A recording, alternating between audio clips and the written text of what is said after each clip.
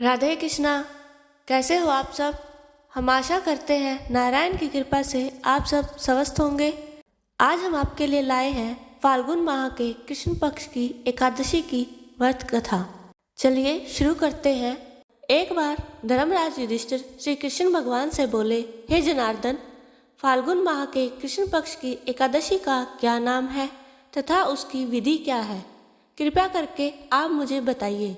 श्री कृष्ण भगवान बोले, हे राजन, फाल्गुन माह के कृष्ण पक्ष की एकादशी का नाम विजया एकादशी है। इसके व्रत के प्रभाव से मनुष्य को विजय प्राप्त होती है। यह व्रत सब व्रतों से उत्तम व्रत है। इस विजय एकादशी के महात्म्य को सुनने व पढ़ने से समस्त पाप नष्ट हो जाते हैं। एक समय देवर्षि नारद जी ने जगत पिता ब्रह्मा जी से कहा, महाराज, आप मुझसे फाल्गुन माह के कृष्ण पक्ष की एकादशी का विधान कहिए। तब ब्रह्मा जी कहने लगे कि हे नारद, विजय एकादशी का व्रत पुराने तथा नए पापों को नाश करने वाला है। इस विजय एकादशी की विधि मैंने आज तक किसी से भी नहीं कही। यह समस्त मनुष्य को विजय प्रदान करती है।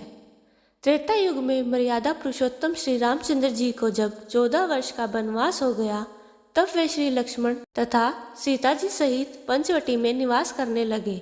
वहां पर दुष्ट रावण ने जब सीता जी का हरण किया, तब इस समाचार से श्री रामचंद्र जी तथा लक्ष्मण अत्यंत व्याकुल हुए और सीता जी की खोज में चल दिए। घूमते घूमते जब वे जटायु के पास पहुँचे, तो जटायु उन्हें सीता जी का वृतांत सुनाकर स्वर्गलोक चला गया।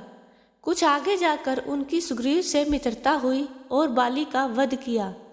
हनुमान जी ने लंका में जाकर सीता जी का पता लगाया और उनसे श्री रामचंद्र जी और सुग्रीव की मित्रता का वर्णन किया। वहां से लौटकर हनुमान जी ने भगवान राम के पास आकर सब समाचार कहे। श्री रामचंद्र जी ने वानर सेना सहित सुग्रीव की संपत्ति से लंका को प्रस्थान किया। जब श्री रामचंद्र जी समुद्र से किनारे पहुंचे, तब उन्होंने मगरमच्छ आदि से युक्त अगाध समुद्र को देखकर लक्ष्मण जी से कहा कि इस समुद्र को हम किस प्रकार से पार करेंगे। तब श्री लक्ष्मण जी ने कहा, हे पुराण पुरुषोत्तम, आप आदि पुरुष हैं, आप सब कुछ जानते हैं। यहाँ से आधा योजन दूर पर कुमारी द्वीप में वग्धालभ्य नाम के मुनि रहते हैं। उन्होंने अनेक ब्रह्मा देखे हैं। आप उनके पास जाकर इसका उपाय पूछिए। लक्ष्मण जी के इस प्रकार के वचन सुनकर श्री रामचंद्र जी वग्धालभ्य ऋषि के पास गए और उनको प्रणाम करके बैठ गए।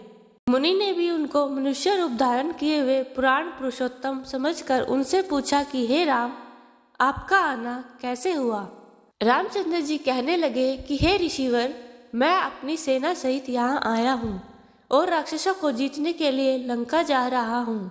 आप कृपया करके समुद्र पार करने का कोई उपाय बताइए। मैं इसी कारण आपके पास आया हूँ।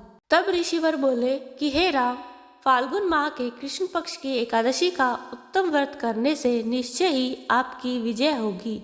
साथ ही आप समुद्र भी अवश्य पार कर लेंगे। हे राम, यदि तुम भी इस व्रत को सेनापतियों सहित करोगे तो तुम्हारी विजय अवश्य होगी।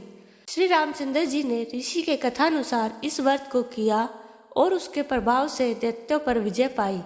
अतः हे राजन, जो कोई मनुष्य विधि पूर्वक इस व्रत को करेगा, दोनों लोकों में उसकी अवश्य विजय होगी। श्री ब्रह्मा जी ने नारद जी से कहा था कि हे पुत्र, जो कोई इस व्रत के महात्म्य को पढ़ता या सुनता है, उसको वाजपेयी यज्ञ का फल प्राप्त होता है। अतः हमें एकादशी के व्रत को पूरे विधि विधान से करना चाहिए और निरंतर हरे राम राम राम हरे हरे, हरे कृष्णा कृष्णा कृष्णा हरे हरे का जाप करते रहना चाहिए। राधे कृष्णा। यह थी विजय एकादशी की व्रत कथा। तो कैसी लगी आपको? अगर आपको कथा पसंद आए तो वीडियो को ज़्यादा से ज़्यादा शेयर कीजिए, लाइक कीजिए। अगर चैनल पर नए हैं तो चैनल को सब्सक्राइब कीजिए। राधे कृष्णा।